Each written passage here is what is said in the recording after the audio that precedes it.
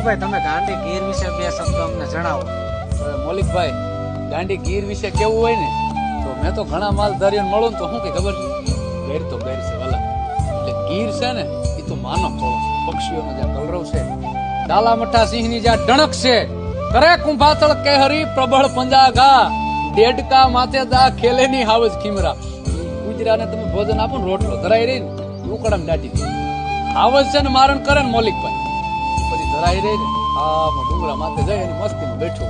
હાવજ તો હાવજ છે. એટલે આ ગીર તમે વિચારો, ભારત છે ને ભારતનું હૃદય ગુજરાત છે, ગુજરાતનું ધબકતું હૃદય એટલે સૌરાષ્ટ્ર છે. સૌરાષ્ટ્રમાં સંતો ભક્તો દાતારો સુરવીરો, અને સૌરાષ્ટ્રનું હૃદય છે ને કાઠિયાવાડ છે.